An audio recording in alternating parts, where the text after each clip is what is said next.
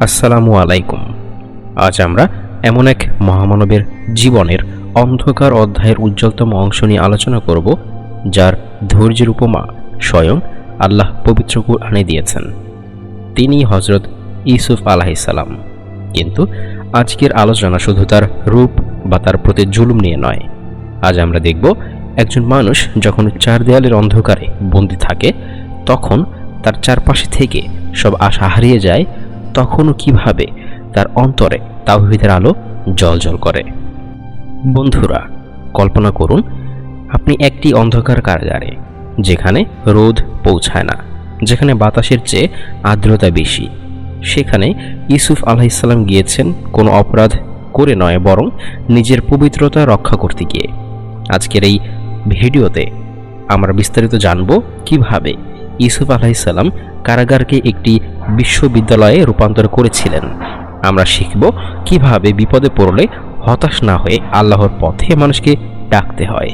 এটি কেবল একটি ঐতিহাসিক গল্প নয়, এটি আপনার এবং আমার জীবনের কঠিন সময়ের জন্য একটি গাইডলাইন। জুলাইখা বা আজিজের স্ত্রী যখন ইউসুফ আলাইহিস সালামকে প্রলুব্ধ করার চেষ্টা করেছিলেন, সেটি কোনো সাধারণ ঘটনা ছিল না। এটি ছিল ক্ষমতার দাপট আর জৈবিক তাড়নার এক সংমিশ্রণ। পবিত্র কুরআনে আল্লাহ তাআলা এই দৃশ্যটি এত নিখুঁতভাবে তুলে ধরেছেন যে আমরা সেখান থেকে মানুষের নফস বা প্রবৃত্তির লড়াই বুঝতে পারি। বন্ধুরা, খেয়াল করুন, ইউসুফ আলাইহিস সালাম যখন যুবক, তিনি ভিনদেশী, সেখানে তাকে চেনার কেউ নেই। দরজাগুলো বন্ধ, কিন্তু তার উত্তর কি ছিল? তিনি বললেন, মাআজাল্লাহ বা আল্লাহর পানাহ। ইউসুফ আলাইহিস সালাম বললেন, আমার মালিক বা আজিজ আমাকে সম্মান দিয়েছেন, আমি তার সাথে বিশ্বাসঘাতকতা করতে পারি না। তিনি জানতেন দরজা বন্ধ থাকলেও আল্লাহর চোখ খোলা। শহরের নারীদের যখন দাওয়াত দেওয়া হলো এবং তারা ইউসুফ আলাইহিস সালামকে দেখে নিজেদের হাত কেটে ফেলল, তখন বোঝা যায় ইউসুফ আলাইহিস সালামের উপর কতটা মানসিক চাপ তৈরি করা হয়েছিল। যখন জুলাইখা দেখল কোনোভাবেই ইউসুফ আলাইহিস সালামকে বশ করা যাচ্ছে না, তখন সে সরাসরি হুমকি দিল, হয় আমার কথা শোনো, না হয় লাঞ্ছিত হয়ে কারাগারে যাও। এখানেই ইউসুফ আলাইহিস সালাম সেই ঐতিহাসিক দোয়াটি করেছিলেন, যা সূরা ইউসুফের 33 নম্বর আয়াতে বর্ণিত হয়েছে। সেটি হচ্ছে, হে আমার পালনকর্তা, তারা আমাকে যে কাজের দিকে আহ্বান করছে তার চেয়ে কারাগারই আমার কাছে অধিক প্রিয়। এখানে কেন তিনি কারাগার চাইলেন? কারাগার কি আরামদায়ক ছিল? না, কিন্তু তিনি জানতেন প্রাসাদে থাকলে তার পাপ করার আশঙ্কা আছে। কিন্তু তিনি নিজের উপর আত্মবিশ্বাসী ছিলেন না, বরং আল্লাহর উপর নির্ভরশীল ছিলেন। তিনি জানতেন, যদি আপনি আমার থেকে তাদের চক্রান্ত সরিয়ে না নেন, তবে আমি তাদের প্রতি আসক্ত হয়ে পড়ব। এই দোয়া আমাদের শেখায় যে পাপের রাজ্যে রাজা হয়ে থাকার চেয়ে পুণ্য নিয়ে কারাগারে থাকাও অনেক বেশি সম্মানের। আজকের যুগে আমরা স্বাধীনতা বলতে কি বুঝি? আমরা মনে করি যা খুশি তাই করা হলো স্বাধীনতা। কিন্তু ইউসুফ আলাইহিস সালামের জীবনে আমাদের শেখায় প্রকৃত স্বাধীনতা হলো নিজের প্রবৃত্তির গোলামি থেকে মুক্ত হওয়া। আপনি প্রাসাদে থেকেও যদি নিজের কুপ্রবৃত্তির দাস হয়ে থাকেন, তবে আপনি আসলে বন্দী। আর আপনি যদি জেলখানায় থেকেও আল্লাহর সন্তুষ্টিতে থাকেন, তবে আপনি প্রকৃত মুক্ত। ইউসুফ আলাইহিস সালাম জানতেন কারাগারে গেলে তার ভবিষ্যৎ নষ্ট হতে পারে, ক্যারিয়ার শেষ হতে পারে। কিন্তু তিনি ক্যারিয়ার বা ভবিষ্যতের চেয়ে চরিত্রকে অগ্রাধিকার দিয়েছেন। আজকের তরুণ সমাজ যখন অশ্লীলতার হাতছানি পায়, তখন তাদের মনে রাখা উচিত সাময়িক আনন্দ বড় নয়, বরং আল্লাহর কাছে নিজের মুখ দেখানো বড়। ইউসুফ আলাইহিস সালাম যখন কারাগারে প্রবেশ করলেন, তিনি একজন অপরাধী ছিলেন না, বরং একজন ষড়যন্ত্রের শিকার হিসেবে সেখানে গিয়েছিলেন। সাধারণ মানুষের জন্য কারাগার মানে হলো হতাশা, অন্ধকার আর জীবনের ইতি। কিন্তু ইউসুফ আলাইহিস সালামের জন্য এটি ছিল একটি নতুন মিশন। কারাগার ছিল নোংরা, ঘিঞ্জি এবং অপরাধীদের আড্ডাখানা। সেখানে গেলে মানুষ সাধারণত খিটখিটে হয়ে যায়, কিন্তু ইউসুফ আলাইহিস সালাম সেখানে গিয়েই তার চারপাশের মানুষের সেবা করতে শুরু করলেন। তিনি কয়েদিদের দুঃখের কথা শুনতেন। কেউ অসুস্থ হলে রাত জেগে তার মাথায় জলপট্টি দিতেন বা সেবা করতেন। কেউ মানসিকভাবে ভেঙে পড়লে তাকে আল্লাহর রহমতের কথা শুনিয়ে সান্ত্বনা দিতেন। কারাগারের রক্ষীরা সাধারণত কয়েদিদের সাথে খারাপ ব্যবহার করে, কিন্তু ইউসুফ আলাইসাল্লামের ব্যবহারের কারণে খোদ জেলের দারোগা বা রক্ষীরাও তাকে সম্মান করতে শুরু করেছিল। তারা বুঝতে পেরেছিল এই যুবকটি আর 10টা সাধারণ কয়েদিদের মতো নয়। পবিত্র কুরআনে সেই 2 কয়েদি ইউসুফ আলাইসাল্লামকে সম্বোধন করে বলেছিল, ইন্না নারাকা মিনাল মুহসিনিন, অর্থাৎ নিশ্চয়ই আমরা আপনাকে মুহসিন বা সৎকর্মশীলদের অন্তর্ভুক্ত দেখছি। মুহসিন মানে শুধু নামাজ পড়া বা রোজা রাখা নয়, এর অর্থ হলো যিনি তার কাজের সর্বোচ্চ সৌন্দর্য বজায় রাখেন। ইউসুফ আলাইসাল্লাম জেলের ভেতর শুধু আল্লাহর ইবাদত করেননি, বরং তিনি বন্দীদের অধিকার এবং তাদের প্রয়োজন মেটাতে ব্যস্ত থাকতেন। জেলখানায় মানুষ চোর, ডাকাত বা খুনির সাথে থাকে। সেখানে ইউসুফ আলাইসাল্লামের পবিত্র চেহারা এবং নির্মল কথাবার্তা তাদের মনে এক ধরনের প্রশান্তি দিত। তিনি তাদের সাথে সত্য কথা বলতেন, তাদের খাবার নিজের সাথে ভাগ করে খেতেন। তার চোখে কোনো অপরাধীর প্রতি ঘৃণা ছিল না, বরং ছিল সংশোধের আকৃতি। এই নিঃস্বার্থ সেবাই তাকে সবার কাছে মুহসিন হিসেবে প্রতিষ্ঠিত করেছিলেন। আজকাল আমরা দাওয়াত বলতে শুধু মুখে বলাকে বুঝি, কিন্তু ইউসুফ আলাইসাল্লাম আমাদের শিখিয়েছেন দাওয়াতের আসল ব্যাকরণ। উপকারী হলো চাবিকাঠি। আপনি যদি কারো উপকার না করেন, তবে আপনার মুখে ধর্মের কথা শুনলে মানুষ বিরক্ত হতে পারে। ইউসুফ আলাইসাল্লাম আগে তাদের সেবা করেছেন, তাদের বিশ্বাস জয় করেছেন। তারা যখন তাকে নিরাপদ আশ্রয় মনে করতে শুরু করলো, তখনই তারা নিজেদের গোপন কথা এবং স্বপ্ন তাকে বলতে এলো। একজন মুমিনের আচরণ হবে এমন যে তাকে দেখলেই আল্লাহর কথা মনে পড়বে। ইউসুফ আলাইসাল্লাম জেলের ভেতর কোনো পোস্টার লাগাননি বা লিফলেট বিলি করেননি। তার চলাফেরা, ওঠা বসা এবং মানুষের কষ্টের সময় পাশে দাঁড়ানোই ছিল তার সবচেয়ে বড় দাওয়াত। আগে মানুষ, তারপর ধর্ম। মানুষের শারীরিক বা মানসিক সমস্যার সমাধান না দিয়ে সরাসরি ধর্মের কথা বললে মানুষ অনেক সময় নিতে পারে না। ইউসুফ আলাইসাল্লাম আগে কয়েদিদের ব্যক্তিগত বন্ধু হয়ে উঠেছিলেন, তারপর তাদের মাবুদ বা রবের পরিচয় দিয়েছেন। এখন প্রশ্ন আসতে পারে, ইউসুফ আলাইসাল্লাম এর এই কারাগারের জীবন থেকে আমাদের কি শেখার আছে? আমরা তো আর কারাগারে নেই। আপনার অফিসে বা আপনার কাজের জায়গায় আপনার ব্যবহার কি এমন যে মানুষ আপনাকে মুহসিন বলে? আপনি কি অন্যের বিপদে এগিয়ে যান? যদি যান, তবে আপনার মুখে ইসলামের কথা শুনলে তারা মর্যাদা দেবে। ইউসুফ আলাইসাল্লাম নির্দোষ হয়েও কারাগারে ধৈর্য হারিয়ে ফেলেননি। তিনি অভিযোগ করেননি কেন আল্লাহ তাকে এখানে আনলেন। তিনি বরং কারাগারকে একটি বিশ্ববিদ্যালয় বানিয়ে ফেলেছিলেন। আমাদের সমাজে যারা অবহেলিত, তাদের প্রতি আমাদের আচরণ কেমন? ইউসুফ আলাইসাল্লামের মতো যদি আমরা মানুষের সেবা করতে পারি, তবে আমাদের দাওয়াত সমাজ পরিবর্তন করতে সক্ষম হবে। কারাগার ইউসুফ আলাইসাল্লামকে বন্দী করতে পারেনি, বরং ইউসুফ আলাইসাল্লাম তার চরিত্র দিয়ে কারাগারের মানুষের মনকে জয় করেছিলেন। তিনি প্রমাণ করেছেন যে দেয়াল কোনো মানুষকে আটকে রাখতে পারে না যদি তার সাথে আল্লাহর নূর থাকে। ইউসুফ আলাইসাল্লাম যখন কারাগারে থিতু হলেন, তখন সেখানে নতুন 2 কয়েদির আগমন ঘটল। তারা কোনো সাধারণ মানুষ ছিল না, তারা ছিল তৎকালীন মিশরের বাদশাহর ঘনিষ্ঠ ভৃত্য। একজন পানপাত্র বাহক এবং অন্যজন রুটি প্রস্তুতকারক।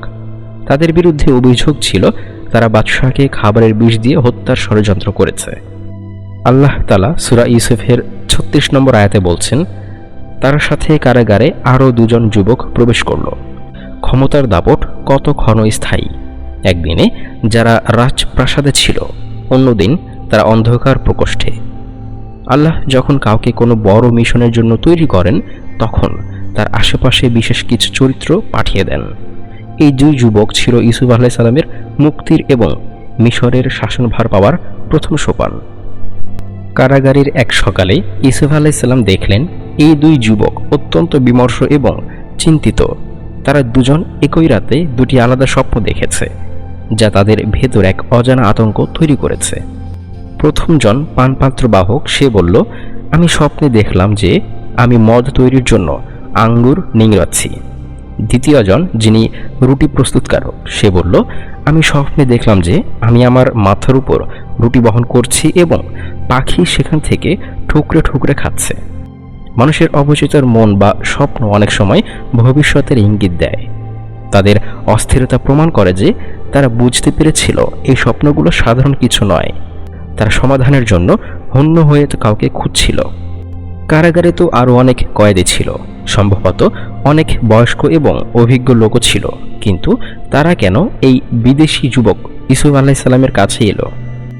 আয়াতের শেষাংশে তারা বলল, আমাদের এর ব্যাখ্যা বলে দিন, আমরা আপনাকে মুহসিনিন বা সৎকর্মশীলদের একজন হিসেবে দেখতে পাচ্ছি। ইউসুফ আলাইহিসসালামের পবিত্র চেহারা এবং তার পূর্ববর্তী আচরণ তাদের মনে এই বিশ্বাস গেঁথে দিয়েছিল যে এই লোকটি মিথ্যা বলতে পারে না। মানুষ বিপদে পড়লে তার কাছেই যায় যার চরিত্রে সততা এবং হৃদয়ে মমতা থাকে। রাসূলুল্লাহ সাল্লাল্লাহু আলাইহি ওয়াসাল্লাম বলেছেন, মুমিন ব্যক্তি হলো সেই যার হাত ও মুখ থেকে অন্য মানুষ নিরাপদ থাকে। বুখারী ও মুসলিম শরীফ। ইউসুফ আলাইহিস সালাম ছিলেন সেই নিরাপত্তার মূর্ত প্রতীক। ইউসুফ আলাইহিস সালামের এই ঘটনা থেকে আমাদের জন্য সবচেয়ে বড় শিক্ষা হলো আমাদের ব্যক্তিগত ইমেজ বা ভাবমূর্তি কেমন হওয়া উচিত। আজ আমাদের সমাজে মানুষ বিপদে পড়লে কার কাছে যাবে? আমরা কি প্রতিবেশীর কাছে বিশ্বস্ত? কর্মক্ষেত্রে কি আমরা আমানতদার? বিশ্বস্ততা দাওয়াতের পূর্ব শর্ত। আপনি যদি মানুষের কাছে বিশ্বস্ত না হন, তবে আপনার নীতিবাক্য কেউ শুনবে না। ইউসুফ আলাইহিস সালামকে তারা আগে মুহসিন বলেছে, তারপর তার কাছে সমাধান চেয়েছে। রাসূলুল্লাহ সাল্লাল্লাহু আলাইহি ওয়াসাল্লাম নবুয়াতের আগে আল আমিন বা বিশ্বস্ত হিসেবে পরিচিত ছিলেন। দাওয়াতের আগে চরিত্র গঠনই হলো নবীদের সুন্নাত। আমাদের চরিত্র কি এমন যে বিপদে পড়লে কোনো নাস্তিক বা ভিন্নধর্মী মানুষও আমাদের কাছে এসে বলতে পারে, আপনি একজন ভালো মানুষ, আমাকে একটু পথ দেখান? যদি না হয়, তবে আমাদের ঈমানি দাবিটি ঘাটতি আছে। ইউসুফ আলাইহিস সালাম কিন্তু সাথে সাথেই তাদের স্বপ্নের ব্যাখ্যা দেননি। তিনি এই সুযোগটিকে কাজে লাগিয়েছিলেন এক মহান দাওয়াতের জন্য। তিনি কিভাবে তাদের ক্ষুধার্ত মনকে আল্লাহর পরিচয়ের দিকে ঘুরিয়ে দিলেন তা আমরা পরবর্তী অংশে দেখব। হযরত ইউসুফ আলাইহিস সালামের কাছে দুই কয়েদি তাদের স্বপ্নের ব্যাখ্যা জানতে চাইল। তারা উৎকণ্ঠিত, তারা উত্তর পেতে অস্থির। একজন দায়ী বা আল্লাহর পথের আহ্বায়কের জন্য এর চেয়ে বড় সুযোগ আর হতে পারে না। ইউসুফ আলাইহিস সালাম জানতেন, মানুষ যখন বিপদে পড়ে বা কোনো রহস্য জানতে চায়, তখন সে সবচেয়ে বেশি মনোযোগী থাকে। সূরা ইউসুফের 37 নম্বর আয়াতে আছে, ইউসুফ আলাইহিস সালাম সাথে সাথে উত্তর না দিয়ে বললেন, তোমাদের যে খাবার দেওয়া হয় তা আসার আগেই আমি তোমাদের স্বপ্নের ব্যাখ্যা বলে দেব। এটি সেই ইলম যা আমার প্রতিপালক আমাকে শিখিয়েছেন। খাবার আসার আগে বলে দেব। এই কথাটি বলে তিনি তাদের টেনশন দূর করলেন এবং নিশ্চিত করলেন যে তাদের উত্তর তিনি জানেন। তিনি একটি সময়সীমায় বেঁধে দিলেন, খাবার আসার আগ পর্যন্ত। এতে কয়েদিরা শান্ত হয়ে তার কথা শোনার জন্য মানসিকভাবে প্রস্তুত হলো। তিনি বললেন না যে আমি অনেক জানি, বরং বললেন, এটি আমার রব আমাকে শিখিয়েছেন। এটি হলো একজন মুমিনের পরিচয়। সব সফলতার ক্রেডিট আল্লাহকে দেওয়া। স্বপ্নের ব্যাখ্যা দেওয়ার ঠিক আগ মুহূর্তে ইউসুফ আলাইহিস সালাম মূল পয়েন্টে চলে এলেন। তিনি তাদের বোঝালেন যে মানুষের তৈরি করা উপাস্যরা কতটা অসহায়। কুরআনের সূরা ইউসুফের 39 নম্বর আয়াতে বলা হচ্ছে, তিনি প্রশ্ন করলেন, হে আমার কারাগারের দুই সঙ্গী, ভিন্ন ভিন্ন অনেকগুলো রব শ্রেষ্ঠ নাকি এক আল্লাহ যিনি মহাপরাক্রমশালী? যদি একটি রাজ্যে 10 জন রাজা থাকে, তবে সেখানে যুদ্ধ আর বিশৃঙ্খলা অনিবার্য। তেমনি যদি মহাবিশ্বের অনেক ইলাহ থাকত, তবে পৃথিবী ধ্বংস হয়ে যেত। ইউসুফ আলাইহিস সালাম বললেন, তোমরা যাদের পূজা করো তারা তো কেবল কিছু নাম, যা তোমরা আর তোমাদের বাপদাদারা রেখেছ। তাদের কোনো ক্ষমতা নেই। সূরা ইউসুফের 40 নম্বর আয়াত। রাসূলুল্লাহ সাল্লাল্লাহু আলাইহি ওয়াসাল্লাম বলেছেন, যে ব্যক্তি এমত অবস্থায় মারা গেল যে সে আল্লাহর সাথে কাউকে শরীক করে না, সে জান্নাতে প্রবেশ করবে। সহিহ মুসলিম। ইউসুফ আলাইহিস সালামের সেই যুগের মূর্তি পূজা আর আজকের যুগের মূর্তি পূজার মধ্যে পার্থক্য কেবল রূপের। আগে মানুষ মাটির মূর্তির সামনে সিজদা করত, আজ মানুষ অদৃশ্য মূর্তির গোলামি করছে। অনেকে টাকার জন্য হালাল হারাম ভুলে যায়। রাসূলুল্লাহ সাল্লাল্লাহু আলাইহি ওয়াসাল্লাম বলেছেন, ধ্বংস হোক দিরহাম ও দিনারের গোলামরা। সহিহ বুখারী। যখন সম্পদ আপনার জীবনের উদ্দেশ্য হয়ে যায়, তখন সম্পদই আপনার ইলাহ হয়ে দাঁড়ায়। পদের লোভে সত্য গোপন করা বা জুলুম করা হলো ক্ষমতার পূজা। ফিরাউন ও নমরুদ এই ক্ষমতার পূজারী ছিল। নিজের ইচ্ছা বা খাহিসাতকে আল্লাহর বিধানের ওপর স্থান দেওয়া। কুরআনে বলা হচ্ছে, তুমি কি তাকে দেখছো যে তার প্রবৃত্তিকে ইলাহ হিসেবে গ্রহণ করেছে? সূরা ফুরকানের 43 নম্বর আয়াত। ইউসুফ আলাইহিস সালাম আমাদের শেখাচ্ছেন, কারাগারের চার দেয়াল যেমন মানুষকে বন্দী করে, তেমনি দুনিয়ার এই মিথ্যা মোহগুলো আমাদের আত্মাকে বন্দী করে ফেলে। প্রকৃত মুক্তি কেবল এক আল্লাহর গোলামিতে। আজকের এই ভিডিওতে আমরা দেখলাম ইউসুফ আলাইহিস সালাম কিভাবে অন্ধকার কারাগারকে আলোর মশাল বানিয়েছিলেন। তিনি দেখিয়েছেন যে পরিস্থিতি যত কঠিনই হোক, মুমিনের মুখ থেকে সত্যের বাণী বন্ধ হয় না। আমরা কি আমাদের পরিচিত মহলে বা বন্ধুদের আড্ডায় কখনো এভাবে কৌশলে আল্লাহর কথা বলি, নাকি আমরা শুধু দুনিয়াবি গল্পে মশগুল থাকি? ইউসুফ আলাইহিস সালামের এই বুদ্ধিমত্তা আমাদের জীবনের প্রতিটি ক্ষেত্রে প্রয়োগ করা সম্ভব। আজকের এই ভিডিওতে আমরা যা শিখলাম তা হলো, পরিস্থিতি কখনো আপনাকে সংজ্ঞায়িত করে না, বরং পরিস্থিতির বিপরীতে আপনার প্রতিক্রিয়া আপনাকে সংজ্ঞায়িত করে। ইউসুফ আলাইহিস সালাম কারাগারে ছিলেন বডি হিসেবে, কিন্তু তার আত্মা ছিল স্বাধীন।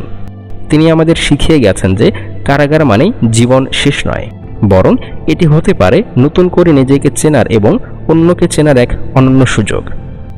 আপনার জীবনও যদি আজ কোনো অদৃশ্য কারাগারে বন্দী থাকে, হয়তো ঋণের বোঝা, পারিবারিক অশান্তি বা ক্যারিয়ারের ব্যর্থতা, মনে রাখবেন ইউসুফ আলাইহিস সালামের কথা, ধৈর্য ধরুন এবং নিজের চরিত্রকে সুন্দর করুন। আল্লাহ আমাদের সবাইকে ইউসুফ আলাইহিস সালামের মতো ধৈর্য এবং হিকমত দান করুন। আজকের এই আলোচনায় আমার কোনো কথায় যদি আপনার উপকার হয়, তবে তা আল্লাহর পক্ষ থেকে, আর যদি কোনো ভুল হয় তবে তা একান্তই আমার নিজের। ভিডিওটি ভালো লাগলে অন্যদের সাথে শেয়ার করুন, যাতে তারা এই মহান শিক্ষা থেকে উপকৃত হতে পারে। দেখা হবে পরবর্তী কোনো ভিডিওতে। আল্লাহ হাফেজ।